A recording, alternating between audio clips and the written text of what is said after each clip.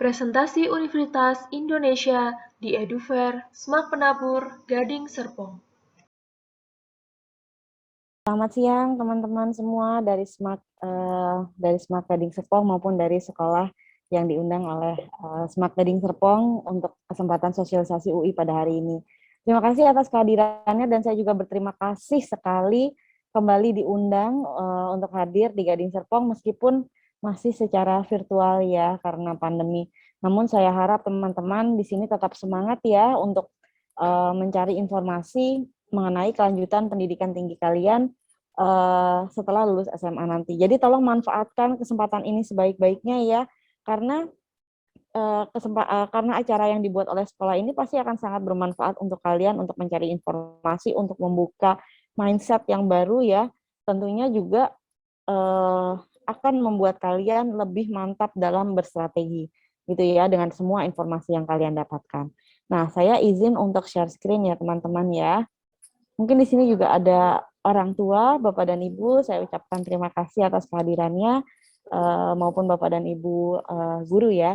Jadi memang kalau bicara tentang kelanjutan ke pendidikan tinggi itu bukan hanya tugas dari siswa saja atau bukan tugas dari sekolah saja, tapi itu merupakan kolaborasi antara orang tua, sekolah maupun siswa ya untuk bersama-sama menyusun strategi sehingga nanti kesempatannya untuk bisa diterima di perguruan tinggi yang diinginkan juga menjadi lebih besar. Nah, kalau kita bicara tentang UI, di UI kita punya banyak sekali jalur masuk ya yang bisa teman-teman nanti ambil. Bukan hanya sekedar SNMPTN dan SBMPTN saja, tapi kita punya banyak sekali pilihan jalur masuk UI lainnya sesuai dengan program pendidikan apa yang teman-teman pilih. Apakah S1 reguler, S1 paralel, kelas internasional, atau program pendidikan vokasi. Nah, keempat, eh, keempat hal yang tadi saya sebutkan tadi, itu adalah namanya program pendidikan. Ada juga yang namanya program studi atau mungkin teman-teman lebih kenal dengan namanya jurusan ya. Nah, program pendidikan ini bisa teman-teman pilih nanti ketika teman-teman sudah lulus dari SMA. Setiap program pendidikan memiliki keunggulannya sendiri-sendiri. Jadi teman-teman bisa sesuaikan kira-kira mana nih program pendidikan yang paling sesuai dengan minat kalian. Gitu ya. Nah, kita bahas satu-satu ya. Untuk yang pertama itu ada S1 reguler dengan S1 paralel. Strategi yang terbaik untuk bisa masuk ke UI adalah yang pertama adalah tentukan apa jurusan yang kalian inginkan. Cari tahu jurusan yang kalian inginkan itu adanya di program pendidikan mana. Baru teman-teman tahu harus masuknya melalui jalur masuk apa. Ya, di UI untuk jenjang sarjana reguler dengan sarjana paralel ya, yang pertama kita bahas nih ya. Sarjana reguler dengan sarjana paralel itu sebenarnya sama aja. Kenapa saya bilang sama? Karena antara sarjana reguler dengan sarjana paralel itu menggunakan kurikulum yang sama, dosennya sama, mata kuliah yang diambil semuanya sama. Bahkan sampai nanti ketika teman-teman lulus pun kalian akan mendapatkan ijazah dan gelar yang sama. Ya, yang membedakan itu hanya ada 3, jalur masuk, biaya pendidikan dengan batasan usia. Jalur masuk S1 reguler itu melalui SNMPTN, kemudian SBMPTN dengan SIMAK UI. Sedangkan untuk S1 paralel, jalur masuknya melalui PPKB dengan SIMAK UI. Saya akan jelaskan lebih lanjut nanti untuk yang jalur masuk ini di slide saya tentang jalur masuk ya. Yang kedua, biaya pendidikan. S1 reguler kita punya skema pembiayaan yang namanya BOPB, Biaya Operasional Pendidikan Berkeadilan. Kenapa disebut dengan berkeadilan? Karena biaya pendidikan S1 reguler yang BOPB ini ya bisa disesuaikan dengan kemampuan dari orang tua atau penanggung biaya kalian. Jadi satu kelas nih belum tentu nanti biaya pendidikannya sama gitu ya. Bisa jadi beda-beda. Nah, sedangkan untuk paralel, vokasi, dan program kelas internasional, ketiga program pendidikan tersebut, biaya pendidikannya itu sudah tetap. Dari semester 1 sampai dengan semester 8, biaya pendidikannya sama. Ya, beda dengan S1 reguler tadi yang sifatnya fleksibel. Bisa aja kalian membayar biaya pendidikan yang berbeda dari satu semester ke semester yang lain sesuai dengan kemampuan kalian. Nah, yang ketiga, untuk batasan usia. Ya, batasan usia S1 reguler itu maksimalnya 3 tahun setelah tahun kelulusan. Jadi kalau misalkan teman-teman yang kelas 12 nih nanti insya Allah tahun 2022 lulus ya, kalian bisa daftar S1 reguler 2022, 2023, 2024. Lewat dari 2024, kalian masih tetap coba nih ingin kuliah di UI, itu bisa. Tapi ambilnya selain dari S1 reguler tadi yang tidak memiliki batasan usia pendaftar. Itu ya. Nah, lanjutnya ya. Ini adalah program studi atau jurusan yang kita buka di program kelas reguler dan paralel. Semua jurusan akan kita buka di sarjana reguler. Tapi tidak semuanya juga kita buka di sarjana paralel. Ya, jadi semuanya ada di reguler nih kalau teman-teman cari, tapi nggak semuanya dibuka juga di paralel. Nah, kalau misalkan teman-teman lihat ada kotak warna pink, artinya dia buka di sarjana reguler. Tapi kalau dia ada kotak warna biru, artinya dia buka di sarjana paralel. Kalau misalkan dia ada keduanya nih, pinknya ada, birunya ada, artinya dia membuka di dua program pendidikan sekaligus. S1 regulernya buka, paralel buka juga. Nah, kesempatan-kesempatan seperti ini, silakan teman-teman manfaatkan sebaik mungkin. Kenapa? Karena setiap program pendidikan, setiap jalur masuk, setiap program studi, itu sudah ada kuotanya sendiri-sendiri. Gitu ya. Jadi kalau misalkan kalian lihat yang pertama itu, farmasi itu ada pink dan ada birunya. Artinya farmasi dia buka di sarjana reguler dengan sarjana paralel sekaligus. Nah, kalau teman-teman ambil farmasi reguler dengan paralel sekaligus, artinya teman-teman memiliki dua kesempatan yang berbeda. Gitu ya. Dan tidak memperebutkan, sekali lagi tidak memperebutkan kursi yang sama. Silakan manfaatkan kesempatan itu sebaik-baiknya. Ya. Di UI kita punya banyak sekali fakultas ya, ada kurang lebih 14 fakultas. Nah, terkadang penamaan program studi ya, di satu perguruan tinggi dengan perguruan tinggi lainnya itu terkadang berbeda-beda ya. Kayak misalkan nih teman-teman di sini kalian cari teknik perminyakan di UI. Mungkin teman-teman nggak akan menemukan jurusan yang namanya teknik perminyakan. Tapi kita punya jurusan lain ya, namanya teknik kimia yang belajarnya kurang lebih hampir sama gitu dengan jurusan teknik perminyakan. Nah, hal-hal seperti ini silahkan teman-teman cari tahu ya, cari informasi sebanyak-banyaknya. Mungkin bisa tukar wawasan dengan kakak kelas ya, kakak tingkat, atau mungkin bisa dengan bapak dan ibu guru di sekolah, atau mungkin dengan orang tua di rumah. Intinya kalian harus mencari informasi sebanyak-banyaknya ya. Dengan mengikuti kegiatan edufair seperti ini juga pastinya akan memberikan insight yang baru ya untuk teman-teman untuk bisa lebih berstrategi lagi nanti. Lanjutnya ya. Ini adalah program studi yang kita buka di program diploma atau vokasi. Nah, program vokasi ini ya, kita punya dua jenjang yang kita buka. Ada program diploma 3 dan ada program diploma 4. Program diploma 3 itu terdapat banyak pilihan program studi yang bisa teman-teman pilih. Setelah lulus dari program diploma 3, teman-teman bisa melanjutkan ya pendidikannya untuk jenjang yang lebih tinggi ya, untuk jenjang sarjana dengan mengikuti program S1 ekstensi gitu ya. Penerimaannya dilakukan setahun sekali. Jadi kalau sudah lulus D3 mau lanjut ke sarjana, nanti bisa ikut seleksi SIMAK UI untuk S1 ekstensi ya. Nah, kalau diploma 4 itu sudah setara dengan jenjang sarjana.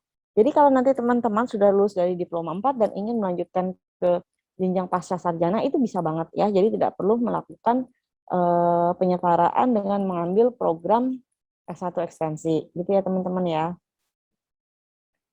Lanjutnya nih, ini program studi yang kita buka untuk program kelas internasional. Nah, kelas internasional ini cocok banget nih untuk teman-teman yang ingin melanjutkan pendidikannya ke luar negeri. Karena program kelas internasional UI itu bukan hanya sekedar program berbahasa Inggris saja, ya. Program kelas internasional UI ini juga menghadirkan atau memberikan international exposure kepada mahasiswa yang mengambil program tersebut. Nah, caranya gimana nih? Selain dengan menggunakan bahasa Inggris, namun juga para mahasiswa di program kelas internasional memiliki kewajiban untuk berkuliah di partner university yang bermitra dengan UI. Nah, untuk program double degree, teman-teman akan belajar 2 tahun di UI dan 2 tahun di partner university kita yang ada di luar negeri. Setelah lulus, kalian akan mendapatkan 2 gelar sekaligus, ya. 1 gelar dari UI dan 1 gelar dari partner university. Berbeda dengan program double degree yang lainnya, khusus untuk fakultas kedokteran, setelah lulus, teman-teman akan mendapatkan 2 gelar sekaligus, ya. 2 gelar dari UI, yaitu sarjana kedokteran dengan gelar dokter di depan nama, dan Bachelor of Medicine, ya, dari partner uni kita yang ada di Australia. Tapi khusus untuk partner uni kita yang adanya di United Kingdom, nanti gelar yang didapatkan itu adalah Master Research, ya, MRes. Kenapa kok Master, Kak? Nah, karena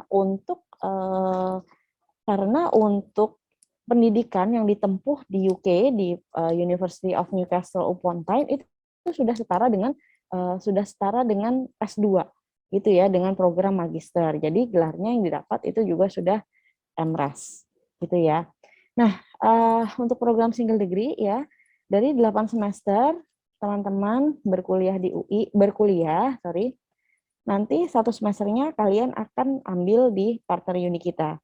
Meskipun cuma 1 semester, tapi tetap hukumnya wajib ya untuk teman-teman mengambil mata kuliah di partner uni. Nah, ini pilihan dari partner uni yang kita miliki untuk program kelas internasional. Ya, teman-teman bisa memilih salah satu dari beberapa pilihan yang ada di program kelas internasional ya untuk partner uninya. Ya, silakan pilih salah satu, kira-kira mana nih yang paling sesuai atau paling berkenan untuk teman-teman semua. Ya, perlu tes nggak sih, Kak, kalau pengen lanjut ke partner uni? Nah, jawabannya nggak perlu ya, teman-teman. Nanti teman-teman cukup memenuhi requirements yang diminta oleh partner uni. Misalkan nih, berapa minimal IPK yang diminta ya, atau berapa skor TOEFL ataupun IELTS ya. Karena biasanya semakin tinggi prestasinya ya atau peringkatnya itu semakin tinggi pula nanti requirements yang diminta. Tapi hal ini nggak perlu teman-teman takutin ya, karena untuk informasi-informasi seperti itu nanti akan terinformasikan ya di awal perkuliahan. Jadi nanti teman-teman masih memiliki banyak waktu ya untuk mempersiapkan diri sebaik mungkin untuk bisa berangkat ke partner uni. Nah, terkait kelas internasional juga saya harus mengingatkan nih khususnya untuk teman-teman yang di kelas 12 ya.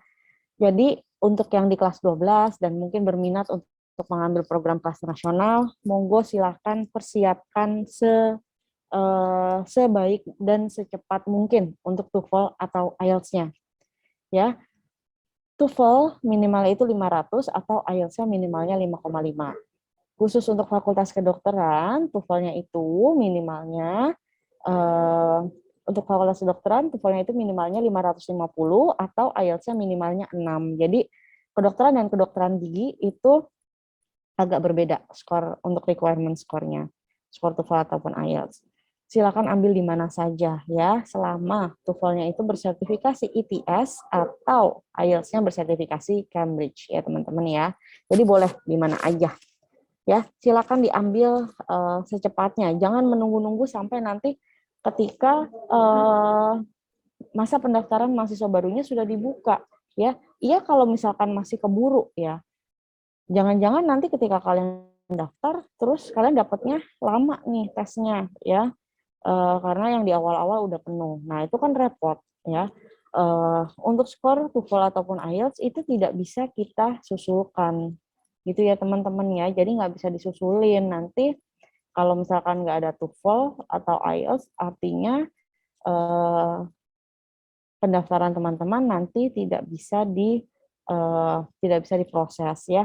Kelihatannya memang sepele ya teman-teman ya, tapi kadang hal-hal sepele seperti ini yang membuat teman-teman gagal gitu ya untuk mewujudkan cita-cita kalian. Jadi tolong hal-hal seperti ini tolong diperhatikan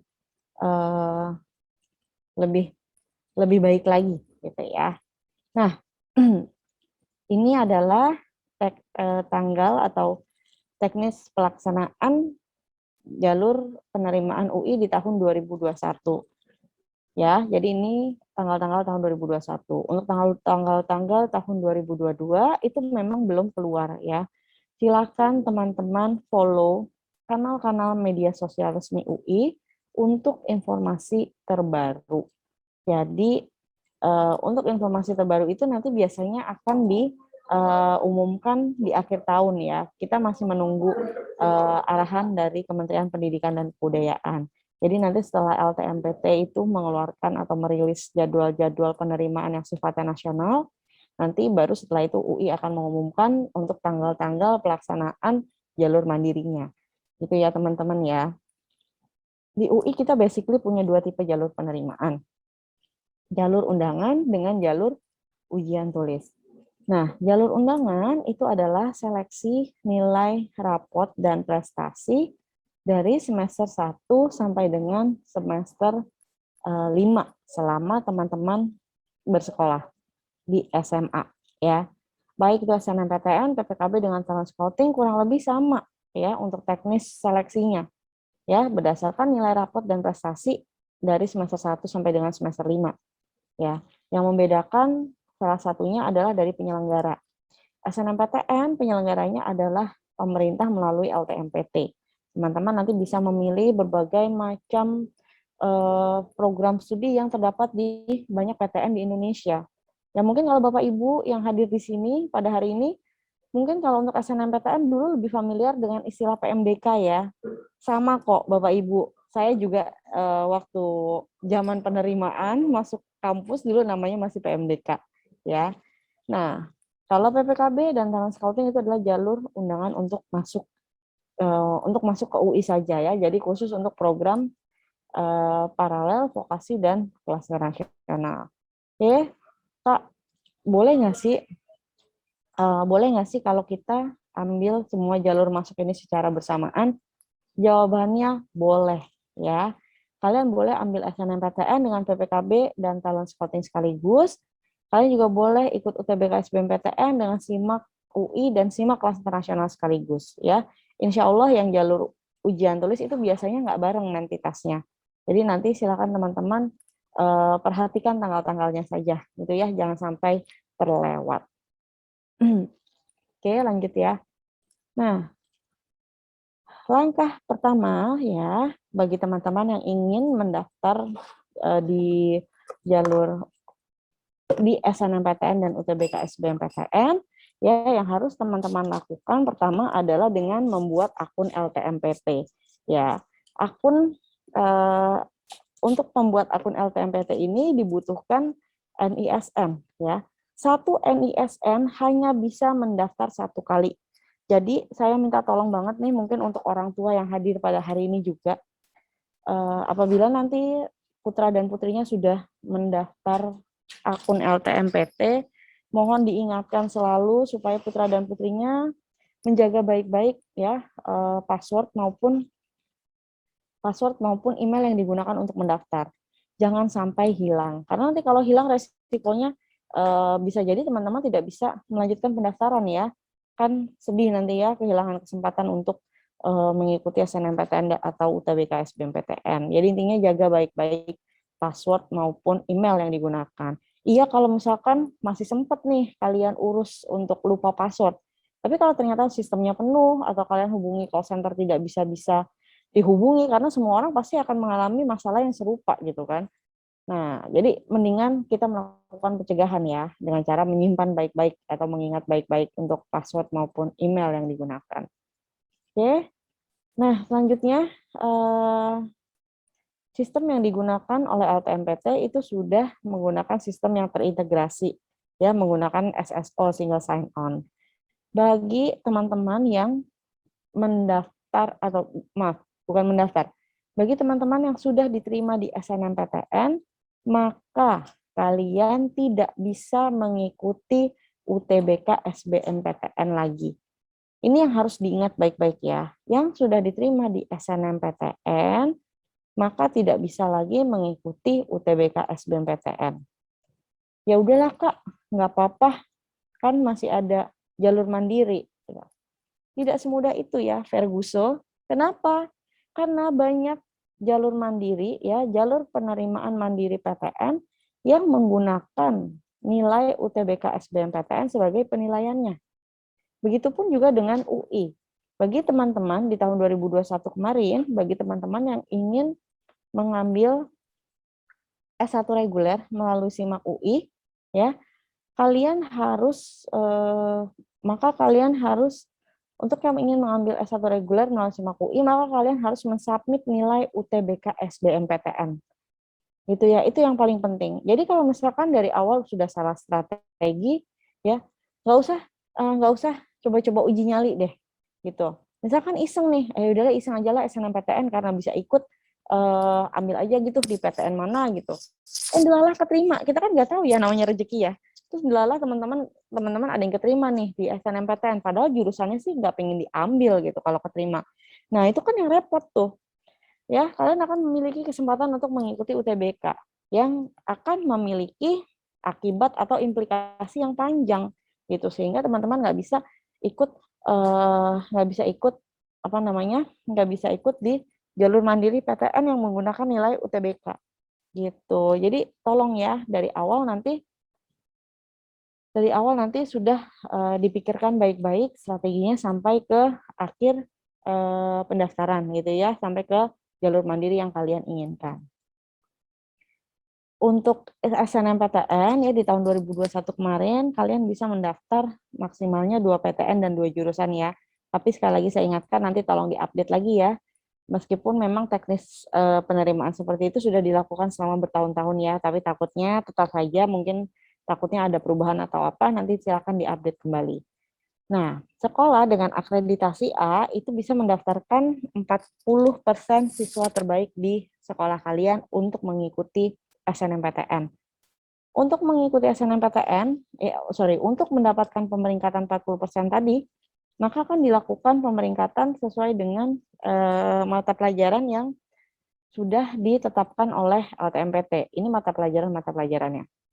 Nah, untuk PPKB dengan talent scouting, yang bisa mendaftar di PPKB dan talent scouting itu adalah siswa yang termasuk ke dalam 50% ya, yang masuk ke dalam 50% siswa terbaik di sekolah kalian. Nah, jumlahnya nanti disesuaikan dengan jumlah undangan yang UI berikan. Jadi meskipun bisa yang masuk ke dalam 50% itu bisa mendaftar, tapi kita lihat nih, UI kasih undangannya berapa. Kalau misalkan kasih undangannya 10, ya nanti untuk yang akan dikirimkan untuk seleksi PPKB atau talent scouting dari sekolah kalian itu adalah 10. Gitu ya teman-teman ya. Kurang lebih demikian. Selanjutnya untuk UTBK SBMPTN di tahun 2021 kemarin ya, terdapat 2 gelombang UTBK SBMPTN yang diselenggarakan. Ya, meskipun ujiannya 2 gelombang, tapi teman-teman hanya bisa memilih 1 kali ujian saja. Jadi silakan gunakan kesempatan ini sebaik-baiknya ya, karena ujiannya nanti hanya 1 kali aja ya. Nilai yang akan untuk mendapatkan nilai yang akan digunakan dalam SBMPTN. Nah, untuk materi ujiannya itu ada 2, tes potensi skolastik TPS maupun tes kompetensi akademik TKA. TPS adalah tes pengukuran kemampuan kognitif ya yang dianggap penting untuk keberhasilan di sekolah formal. Sedangkan untuk TKA itu adalah pengukuran kemampuan dari pembelajaran keilmuan dari mata pelajaran yang teman-teman ambil selama SMA. TKA-nya itu ada TKA Saintek maupun TKA Soshum ya, sesuai dengan mata pelajaran yang dipelajari selama SMA. Nah, untuk kelompok ujian UTBK-nya itu terdapat 3 kelompok ujian yang bisa teman-teman pilih sesuai dengan rumpun dari program studi yang kalian ambil di PTN yang kalian pilih di UTBK SBMPTN. Ya, ada 3 kelompok ujian, Saintek, Soshum dengan campuran bagi yang kalian memilih 2 rumpun ilmu yang berbeda. Itu ya. Selanjutnya untuk SIMAK UI ya, SIMAK UI itu 1 kali tes ya.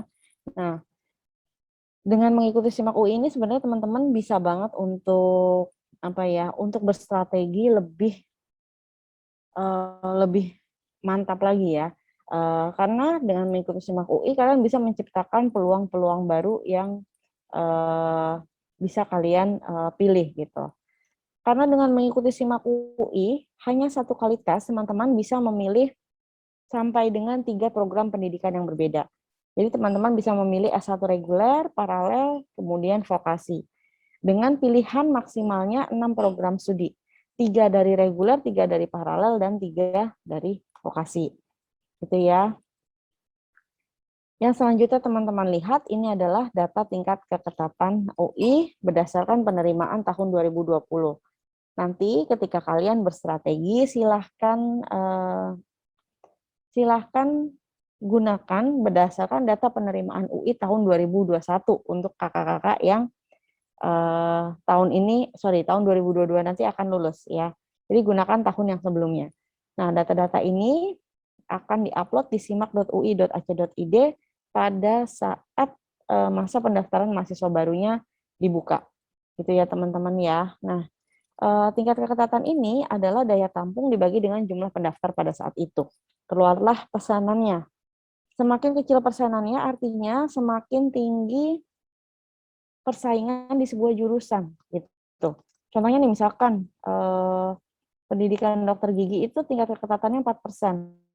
Artinya dari 100 orang yang mendaftar FKG UI di SBMPTN itu 4 orang yang diterima. Gitu ya, probabilitasnya seperti itu kurang lebih. Ya. Di UI kita tidak menggunakan passing grade ya teman-teman ya. Kita akan mengambil sesuai dengan daya tampung yang kita buka. Kayak misalkan nih, daya tampung Fakultas Kedokteran itu 180.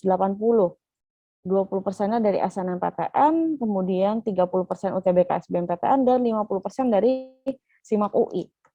Nah, artinya 20% dari 180 itu sekitar 36. Kita akan mengambil 36 siswa terbaik seluruh Indonesia yang memilih uh, uh, yang memilih FKUI di SNMPTN. Jadi kita akan ranking nih 36 siswa terbaik. Itu ya. Jadi kalian akan di ranking 36 siswa terbaik yang memilih FKUI melalui SNMPTN. Jadi nanti jangan ada lagi yang nanya, berapa sih Kak nilai minimal untuk masuk jurusan X misalkan, atau jurusan Y gitu. Saya jawabnya nggak tahu gitu. Kenapa? Kok Humas nggak tahu sih Kak? Ya karena memang kita tidak menetapkan nilai-nilai minimal seperti itu. Itu ya, kita akan mengambil sesuai dengan daya tampung. Jadi sifat penerimaannya itu dinamis. Bisa jadi di tahun ini nilai terendahnya berapa, di tahun depan bisa jadi beda lagi. Itu ya teman-teman ya. Nah, dengan mengikuti dengan mengikuti SIMAK UI, teman-teman ya bisa memilih satu jurusan yang sama di beberapa program pendidikan yang berbeda. Contohnya nih misalkan teman-teman ambil matematika. Ya, misalkan teman-teman ambil matematika. Di matematika itu kan dia buka di S1 reguler dengan S1 paralel sekaligus. Jadi bisa aja teman-teman ambil S1 reguler matematika dan S1 paralel matematika sekaligus. Ya, dengan kalian menetapkan strategi seperti itu, ya, kalian akan memiliki kesempatan yang lebih besar dibandingkan hanya dengan memilih S1 reguler matematika saja. Gitu ya teman-teman ya. Silakan ciptakan peluang-peluang seperti itu ya. Jangan semuanya pengen jadi dokter ya. Cari jurusan-jurusan mungkin yang kurang mainstream gitu. Tapi ternyata memiliki peluang yang atau potensi yang luar biasa nanti ke depannya. Ya jangan semuanya pengen jadi dokter. Kalau semuanya pengen jadi dokter, nanti yang jadi pasien siapa? Ya enggak? Ya bercanda ya teman-teman ya. Jadi intinya cari peluang-peluang lain gitu ya. Kalau misalkan ternyata emang tetap pengen ambil di jurusan yang mainstream, monggo, nggak apa-apa. Ya, tapi ada tapinya nih, teman-teman harus berusaha atau belajar dengan lebih giat lagi. Nggak bisa nih pengen ambil jurusan mainstream, tapi belajarnya biasa-biasa nih, kaum rebahan gitu. Nggak bisa, nanti nggak akan keterima gitu kan. Jadi memang harus ditingkatkan lagi, karena memang apa ya, ada pepatah itu no pain no gain gitu kan, ya memang harus ada yang dikorbankan gitu kan. Mungkin waktu kalian main, waktu kalian berkumpul bersama dengan teman atau keluarga gitu. Tapi jangan khawatir, nanti kalau sudah diterima di UI, teman-teman sudah pakai jaket kuning ya, semua pengorbanan itu pasti akan sirna semua capeknya ya. Jadi tetap harus semangat. Ya, cari profesi-profesi yang memiliki potensi ya. Mungkin banyak ya hari gini kan banyak banget profesi-profesi baru yang zaman saya dulu sekolah, bahkan zaman saya dulu lulus gitu, itu nggak ada. Kayak contohnya misalkan zaman dulu nggak ada digital marketer gitu. Atau zaman dulu nggak ada sosial media spesialis gitu. Yang mana ada, karena dulu internet aja zaman saya susah gitu kan. Waduh, saya jadi ketahuan deh angkatannya. Ya, padahal manggilnya udah teman-teman ya, so akrab banget ya.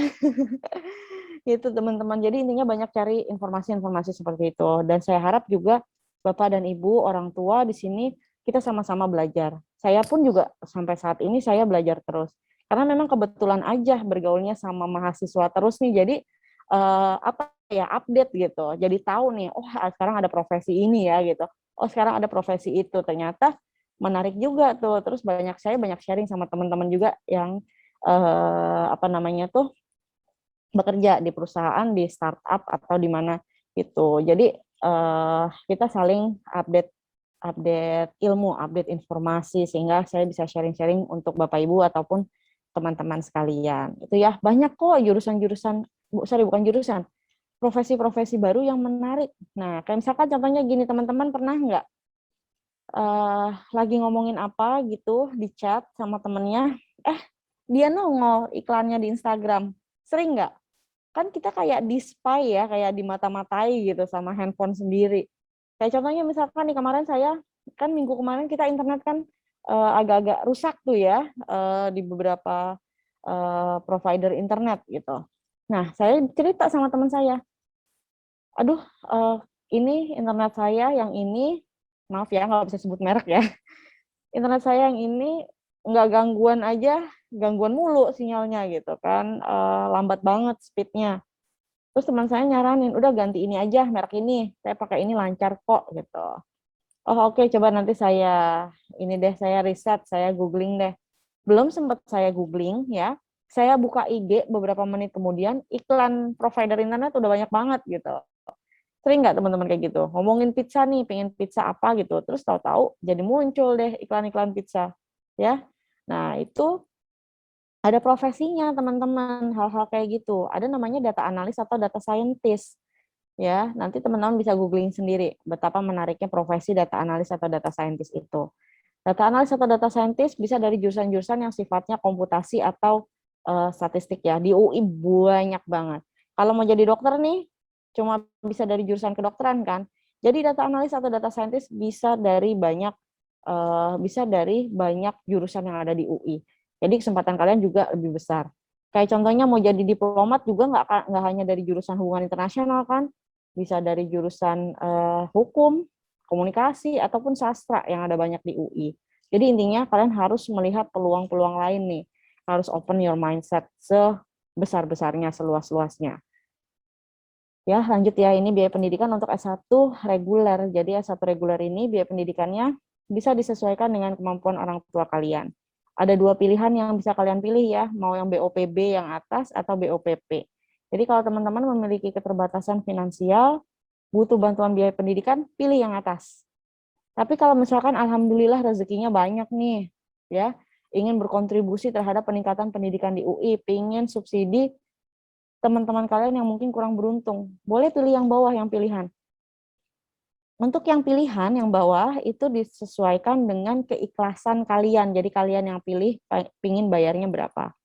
Tapi biaya pendidikan S1 reguler ini ditentukan setelah teman-teman diterima ya. Mau pilih yang tertinggi sekalipun nggak akan ada pengaruhnya sama kesempatan kalian. Ini untuk paralel, vokasi, dan kelas internasional ya teman-teman ya. BOP itu biaya per semester, UP uang pangkal. Untuk kelas internasional, ini adalah biaya pendidikan selama berkuliah di UI. Ya, jadi ketika teman-teman keluar, nanti biaya pendidikan yang di UI sudah nggak dibayarkan lagi. Di UI juga banyak banget beasiswa ya teman-teman ya. Kalian bisa mendapatkan beasiswa ya sesuai dengan kriteria yang kalian miliki nanti. Banyak banget, nggak mungkin deh satu aja nggak ada yang nyantol sama kalian. Nanti tinggal buka di beasiswa.ui.ac.id. Tapi kita nggak ada jalur masuk beasiswa ya, sekali lagi saya ingatin. Untuk dapat beasiswa kalian harus diterima dulu. Kemudian, oh sorry, ini lewat ya. Ini fasilitas penunjang yang UI miliki ya. Semua fasilitas ini bisa teman-teman gunakan secara gratis ya, kecuali asrama sama rumah sakit yang berbayar.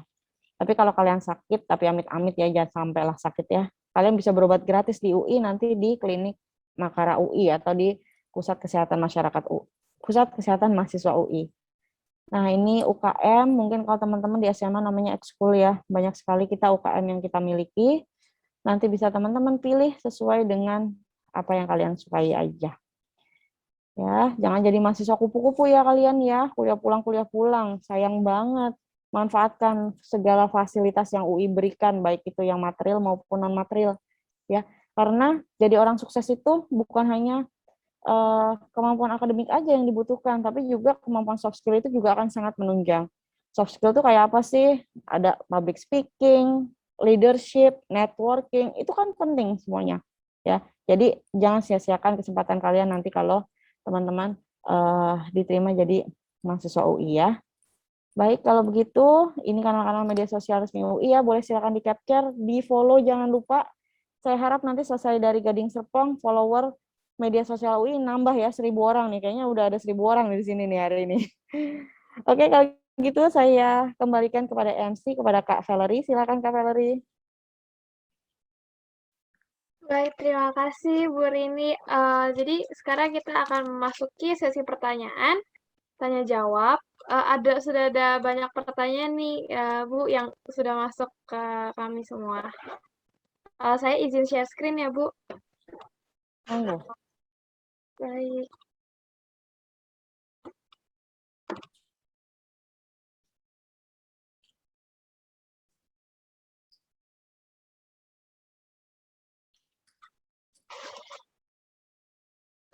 Apakah sudah terlihat, Bu? Belum kelihatan, masih gelap. Udah nih. Oke, siap. Yang pertama ada dari orang tua, Oifili. Kalau untuk Fakultas Kedokteran kelas internasional, apakah ada beasiswa atau financial aid? Tidak ya? Oke, baik, terima kasih pertanyaannya. Jadi tadi saya sebenarnya sudah sampaikan ya, untuk beasiswa itu kita ada banyak ya. Nggak mungkin lah salah satu aja nggak ada yang nyantol sama kalian. Tapi kan gini nih, beasiswa itu kan sifatnya seleksi. Nanti kan banyak nih yang apply beasiswanya. Jadi nanti kalian akan diseleksi bersama-sama dengan seluruh mahasiswa yang memiliki kriteria yang sama dengan kalian untuk beasiswa.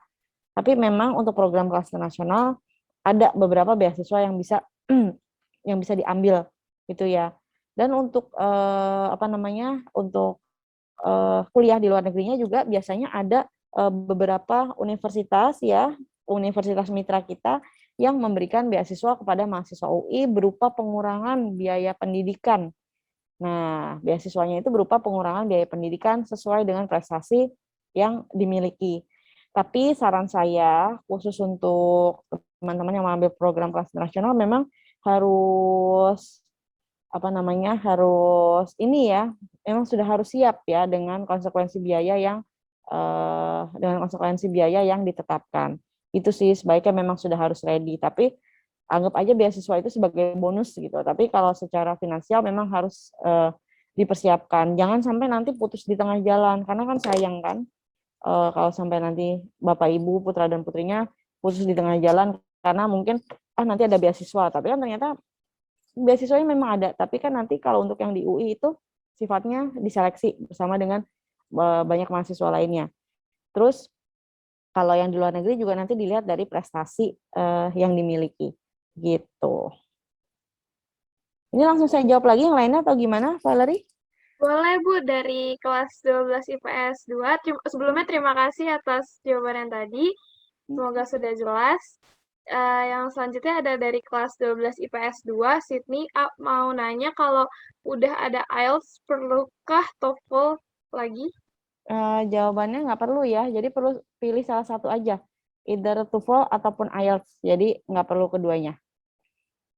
Baik, terima kasih Bu. Selanjutnya, apakah di UI ada jurusan DKV dan persyaratan apa saja yang diperlukan untuk masuk dalam jurusan DKV? Bagaimana dengan rata-rata biaya hidup untuk kuliah di UI?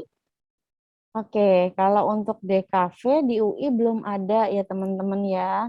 Jadi kalau di UI kita belum ada jurusan DKV. Kalau untuk rata-rata biaya hidup untuk kuliah di UI itu sebenarnya kembali lagi ke gaya hidup, kembali lagi ke gaya hidup dari kalian ya. Kalau dibilang murah, menurut saya murah ya.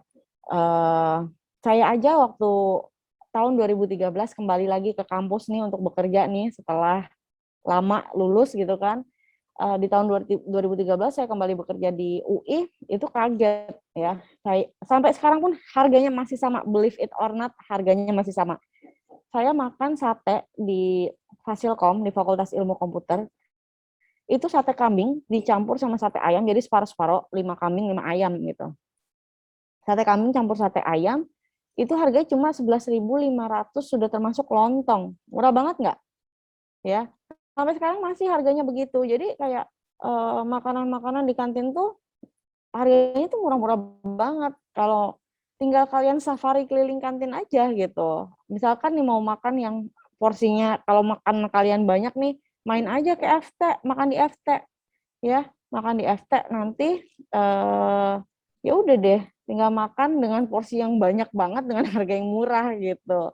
Ya itu balik lagi sih sebenarnya ke teman-teman, tapi saya berani jamin kalau makanan di kantin di UI itu murah-murah banget dan enak-enak gitu ya. Yaitu tadi contohnya sate aja cuma 11.500 sudah sama lontong gitu ya. Baik, Bu. Terima kasih. Untuk selanjutnya, ada dari anonim untuk SIMAK UI kelas internasional. Apakah sama seperti SIMAK UI reguler, bisa memilih 6 prodi?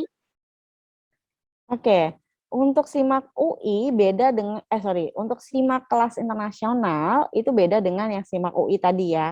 SIMAK kelas internasional itu kalian hanya bisa memilih satu program studi aja gitu ya. Jadi hanya bisa memilih satu program studi aja. Kalau yang SIMAK UI tadi kalian bisa pilih sampai dengan 6 ya.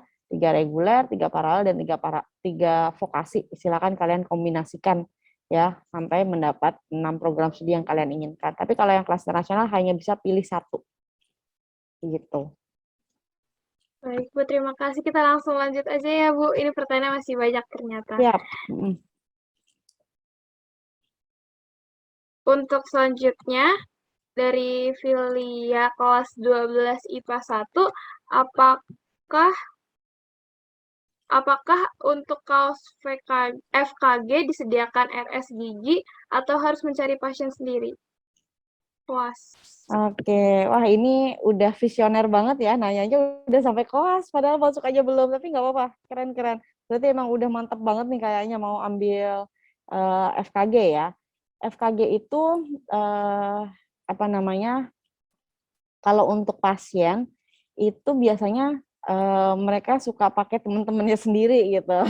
Dulu juga saya zaman kuliah suka dicari nih sama teman-teman saya yang di FKG. Ada nggak yang mau scaling gitu kan? Ada nggak yang mau scaling, datang aja nih ke Salemba gitu. Kadang ya pasiennya teman-teman kita sendiri, jadi nggak, sebenarnya sih nggak usah khawatir ya. Eh, kalau sebelum pandemi sih insya Allah aman banget. Kenapa? Karena banyak biasanya memang yang mau diobatin secara gratis gitu kan. Tapi memang kalau selama pandemi ini agak sulit karena mungkin orang-orang juga takut ya untuk keluar rumah atau membatasi diri untuk berpergian gitu sih. Tapi biasanya tetap ada aja sih pasiennya, nggak usah takut. Itu dari teman-teman kita sendiri juga banyak kok yang mau diobatin atau di scaling gratis gitu. Oke, terima kasih Bu. Untuk selanjutnya, bedanya S1 paralel dan S1 regular itu apa ya? Tadi sebenarnya udah dijelasin ya, mungkin terlewat ya. S1 paralel sama reguler itu sebenarnya sama aja. yang bedain itu cuma 3, jalur masuk, biaya pendidikan, dengan batasan usia. Gitu ya. Jadi selain daripada 3 hal itu, semuanya sama, dosennya sama, ruang kelasnya sama, fasilitas yang UI berikan juga sama. Bahkan sampai nanti ketika teman-teman lulus pun, kalian akan mendapatkan gelar dan ijazah yang sama. Begitu. Baik, terima kasih. Untuk selanjutnya, bedanya SIMAK UI dan SIMAK KI, apa materinya ada yang berbeda atau tidak? Nah, untuk SIMAK UI dengan SIMAK kelas nasional itu akan menggunakan soal yang berbeda ya. SIMAK kelas nasional, semua materi ujiannya akan dilaksanakan dalam bahasa Inggris ya, sedangkan untuk yang SIMAK UI akan dilaksanakan dalam bahasa Indonesia. Nah, teman-teman bisa lihat di simak.ui.ac.id. Silakan teman-teman buka. Di situ kita upload soal-soal SIMAK dari tahun-tahun yang sebelumnya. Bahkan sampai kalian cari tahun 2012 juga kayaknya masih ada gitu. Jadi nanti dari situ kan teman-teman bisa belajar ya, bisa lihat kira-kira soal SIMAK tuh seperti apa gitu. Nah, nanti kalian bisa pelajari dari situ. Itu ya, dan gratis kalian download itu. Baik, terima kasih. Ternyata masih ada banyak pertanyaan yang masuk melalui chat, Bu. Jadi akan saya bacakan saja ya, Bu. Iya. Yang selanjutnya ada dari Matthew Rayhan Dyson dari kelas 12 IPA 2. Untuk bertanya, untuk jalur masuk SIMAK UI, selain nilai UTBK, apakah kalau kita mempunyai sertifikat prestasi bisa disubmit dan jadi bahan pertimbangan untuk diterima, atau hanya berdasarkan hasil tes SIMAK saja? Oke, gimana? Mohon maaf, boleh diulang, Valerie? Boleh, Bu. Mm-mm. Untuk jalur masuk SIMAK UI, apakah nilai UTBK, kalau kita mempunyai sertifikat prestasi, bisa disubmit dan jadi pertimbangan untuk diterima? Iya. Jadi kalau untuk SIMAK itu satu ya, SIMAK UI itu tidak membutuhkan prestasi. Ya, untuk seleksi yang menggunakan prestasi itu hanyalah yang ada di jalur undangan, gitu ya, baik itu SNMPTN, PPKB maupun talent scouting. Tapi kalau untuk SIMAK UI itu berdasarkan dari hasil ujian. Nah, mulai tahun 2021 kemarin, bagi teman-teman yang mengambil S1 reguler melalui